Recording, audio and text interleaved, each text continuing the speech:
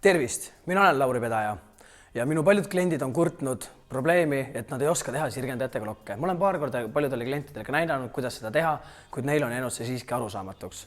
Täna ma näitan teile, kuidas teha sirgendajatega lihtsalt kiireid ilusaid lokke. Selleks on meil vaja juuksesirgendajat, pikkade plaatidega, ümarate nurkadega, see on minu eelistus.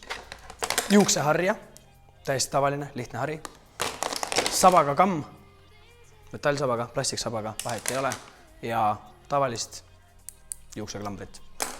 Ja selleks, et te saaksite aru, kuidas neid lokke kõige lihtsam, parem ja mugavam teha oleks, olen ma palunud endale assistendiks Grete, kes näitab ise enda peal, kuidas tema seda teeb. Ja ta teeb seda väga hästi. Tere ka minu poolt, olen Grete ja näitan teile täna, kuidas lihtsalt ja kiiresti teha endale sirgendajatega lokke. Kõige eelduseks on ilusti puhtaks pestud pea ja see ära kuivatada. Soovitan kuivatamisel kasutada ka harja, mitte seda lihtsalt sassi ajades. Ja kindlasti ärge pange juustesse mitte midagi kleepuvat, mitte mingisuguseid soenguvedelikke ega lakke ennem, sest muidu lihtsalt sirgendaja ei libise sujuvalt. Kõigepealt muidugi tuleb lihtsalt juuksed läbi harjata, lihtsalt, et nad oleksid siledad, mitte sassis. Ning siis tuleb teha jaotused.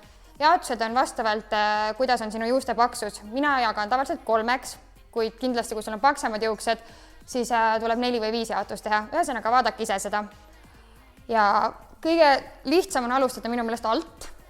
Lihtsalt näppudega suvaliselt, mingit täppist teadust ei ole. Enam-vähem, et oleks sirge, keerad juuksed krunni ja paned kas patsikummiga kinni või mul on need peened juuksurite klambrid, millega need lihtsalt kinni panna.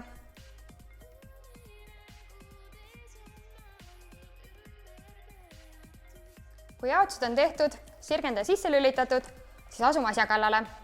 Täna teeme neid Hollywoodi staaride lokke. Selle saladus on kiiresti läbitõmbamine, ehk mida kiiremini sa tõmbad sirgendaja läbi juuste, seda rohkem sujuvad ja lainelised nad jäävad. Kui sul on endal täiesti naturaalsed juuksed, siis pead natukene kauem hoidma. Kui on kahjustatud juuksed, siis asi käib veidikene kiiremini.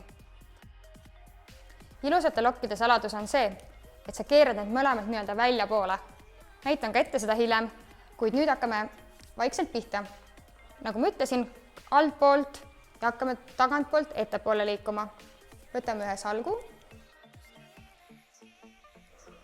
Võtad sirgendaja, paned juuksed siia vahele ja mitte ei hakka kohe juurest, vaid pigem just lõpupoole ning tõmbad selle suhteliselt kiiresti läbi. Sirgendaja on umbes 45-kraadise nurga all. Ja selline ta jääb alguses. Võtad järgmise ning kordad.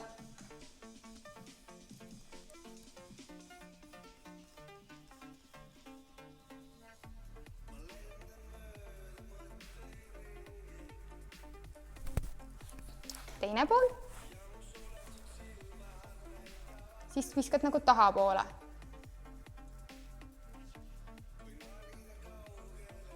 Ja jällegi 45-kraadise nurga all. See on oluline, et mida rohkem sa keerad nii-öelda sirgendaja risti, seda rohkem nad jäävad krussi. Kui sa tahad, nad jäävad lained, siis nad peavad olema väikse kalde all.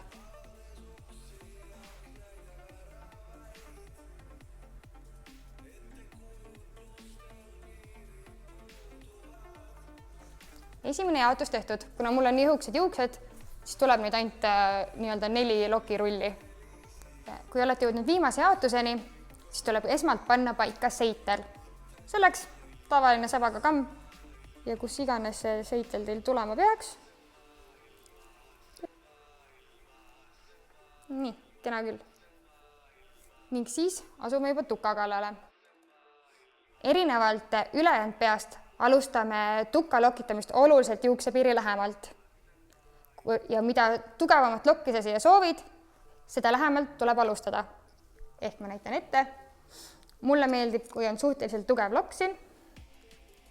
Alustan kõrgemalt, muidu alustasin altpoolt.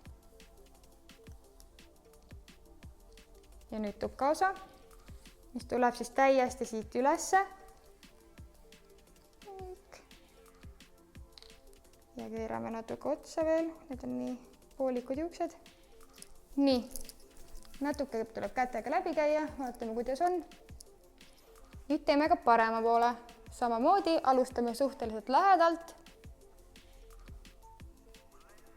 Üks nipp veel.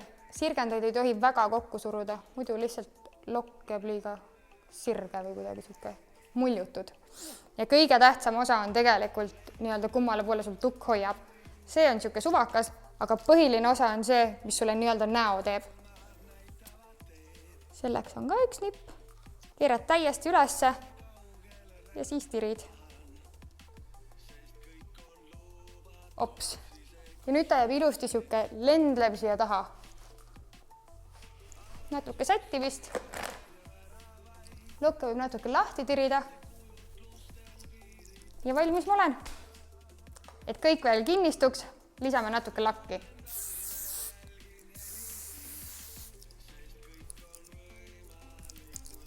Selline see tuli. Näete, nii lihtne ongi nende sirgendajatega lokkide tegemine. Kui teile jäi midagi arusaamatuks või teil on täpsustavaid küsimusi, siis loomulikult te võite mulle kirjutada. Ja uskuge mind, üsna pea varsti teen ma veel igasuguseid huvitavaid tutorialeid, kuidas oma juustega kodus ise hakkama saada. Peatsete kohtumisteni!